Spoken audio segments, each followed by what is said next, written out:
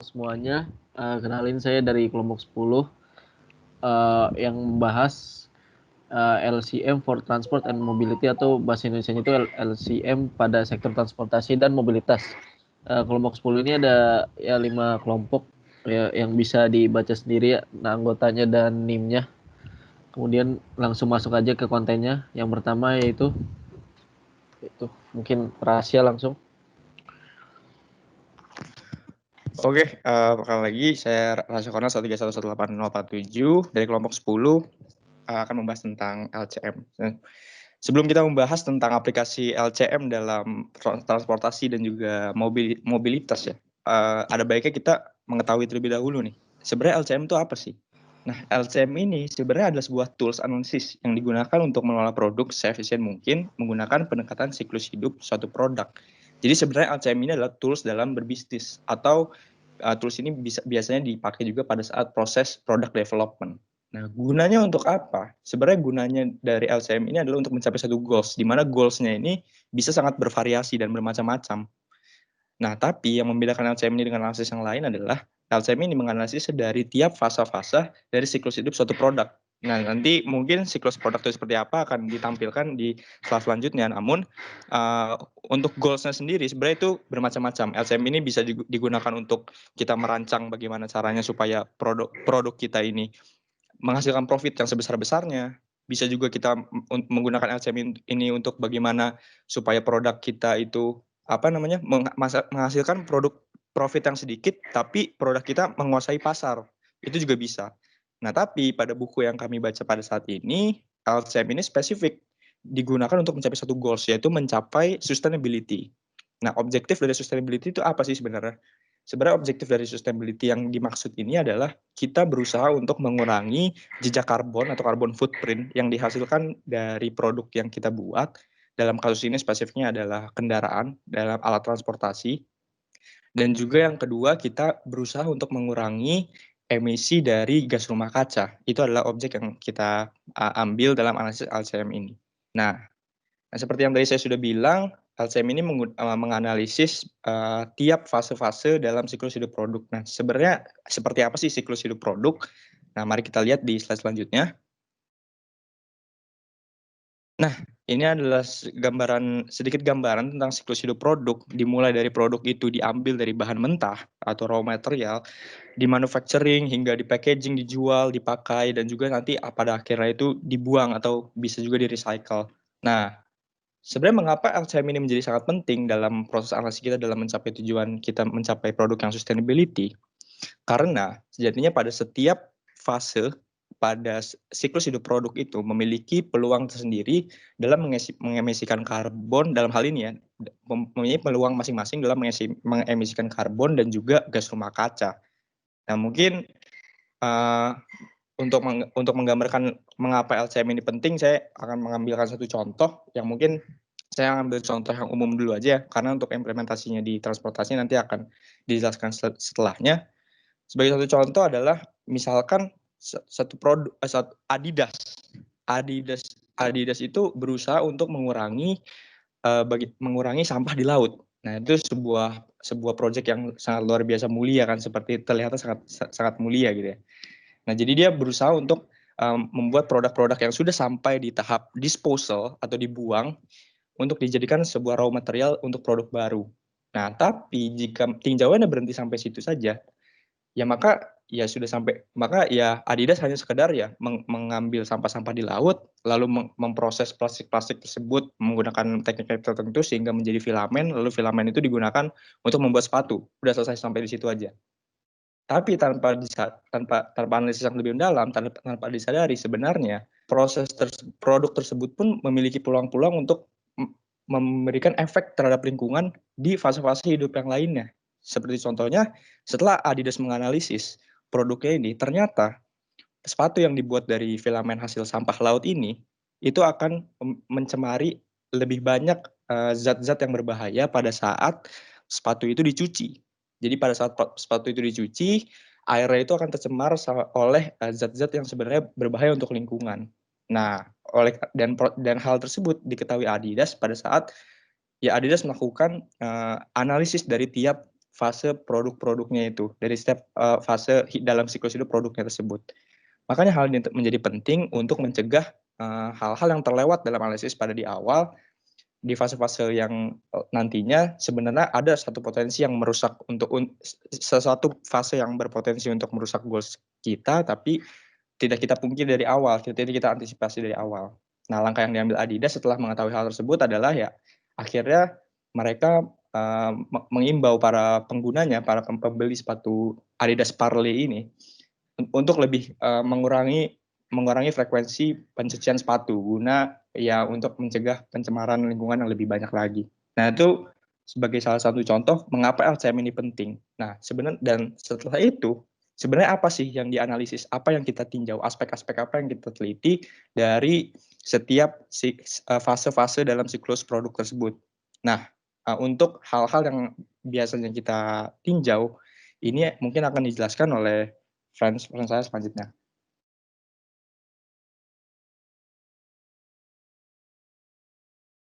Nah, jadi tadi ternyata di LCM itu ada kayak beberapa jenisnya. Salah satunya LCA, yaitu Life Cycle Assessment. Nah, Life Cycle Assessment sendiri ini dikenal sebagai cradle to grave.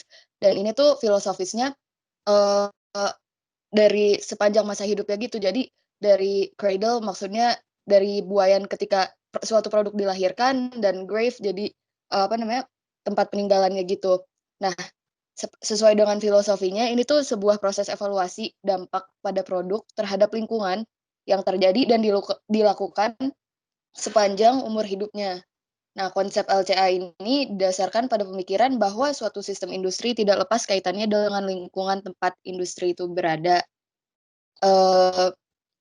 Dan ini tuh merupakan pendekatan untuk mengukur dampak lingkungan akibat produk atau aktivitas mulai dari raw materials-nya, diikuti dengan proses produksi dan penggunaannya, dan berakhir pada pengelolaan sampah atau limbah. Sesuai dengan filosofisnya tadi, cradle to grave berarti sepanjang umur hidupnya. Dan di sini bisa kita lihat siklusnya.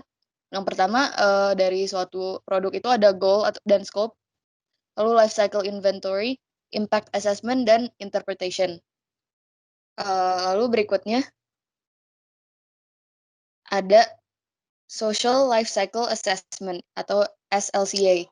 Dan ini tuh merupakan menilai dampak positif atau negatifnya dari aspek sosial seperti dengan namanya. Dan ini tuh menilainya itu aspek sosial yang dinilai itu terhadap stakeholder terkait si proses produksi ini, mulai dari proses pengadaan bahan baku hingga produksi hingga distribusi produk. Jadi si social aspeknya ini tuh bisa memberikan informasi kepada si orang yang mengambil keputusan dalam rangka perbaikan kondisi sosial di sepanjang daur hidupnya. Lalu berikutnya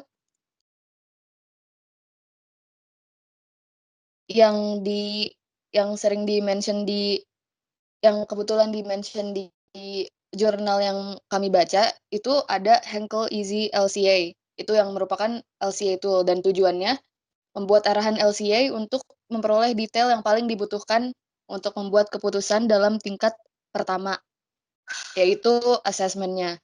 Dan ini tuh ada apa aja sih aspek-aspeknya itu? Yang pertama ada memfasilitasi pengguna LCA dalam proses pengembangan produk untuk pengembang yang bukan ahli dalam LCA, dan yang kedua membuat model dan penilaian pada kebutuhan logistik dari produk seperti intermodal shifting, penggunaan, dan pemanfaatan kapasitas.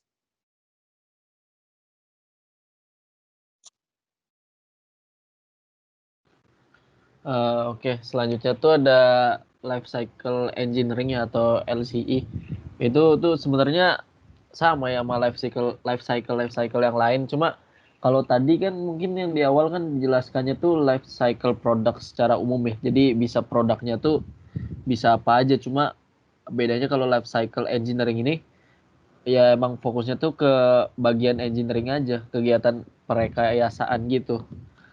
Sama sih yang ditinjau aspeknya juga buat lingkungan, buat ekonomi, sosial, sama keberlanjutannya. Seperti itu sih.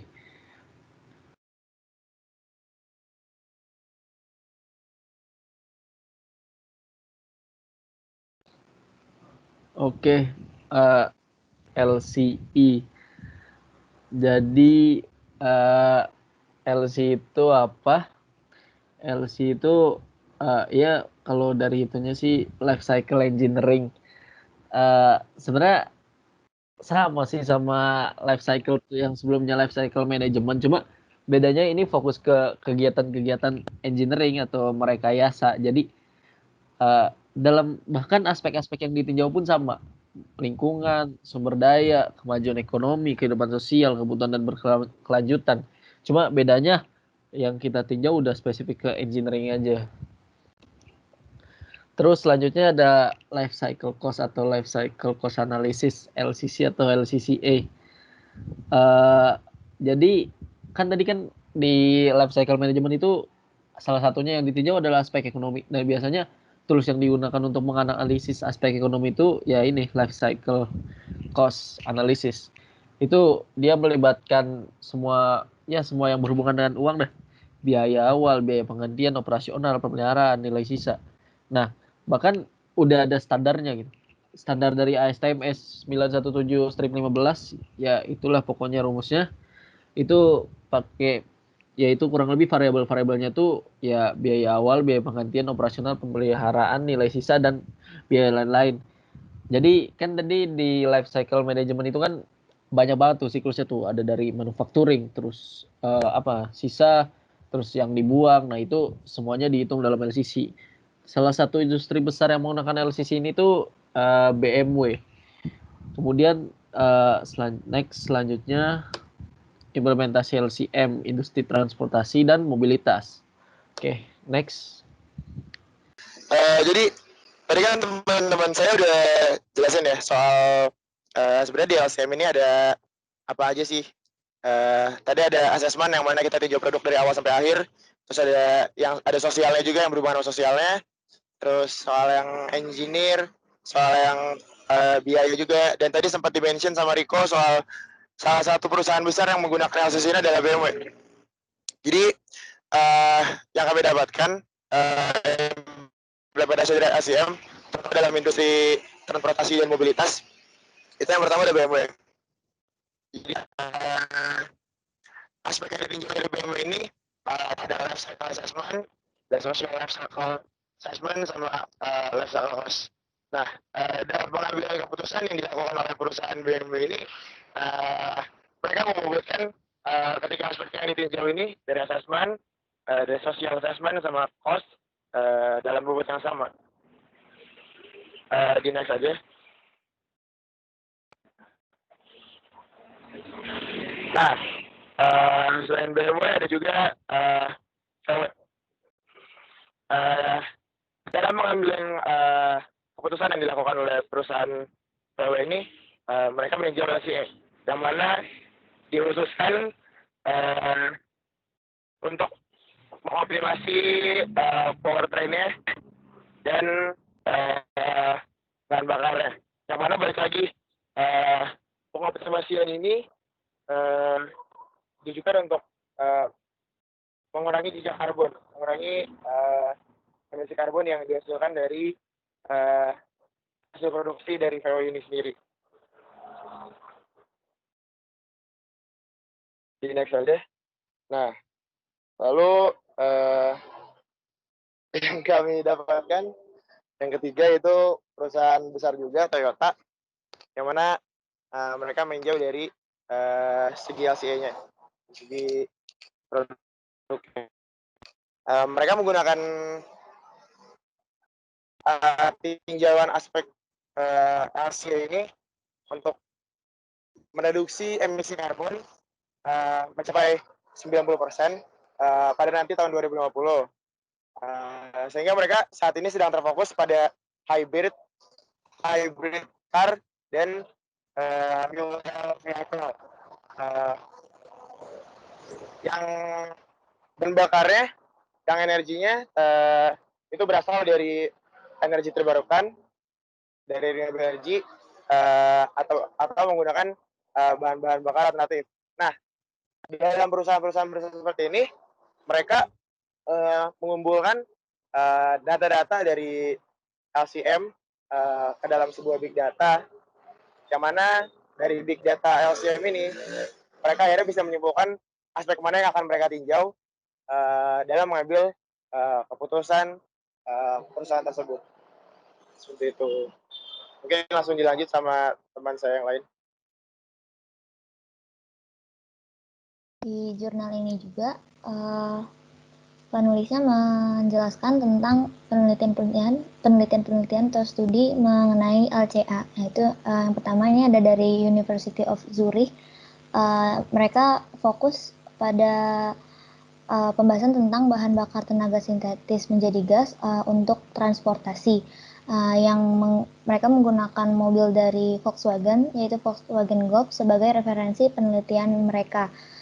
Dari penelitian mereka ini juga ditunjukkan bahwa jika tenaga sintetis ini diproduksi dengan energi terbarukan,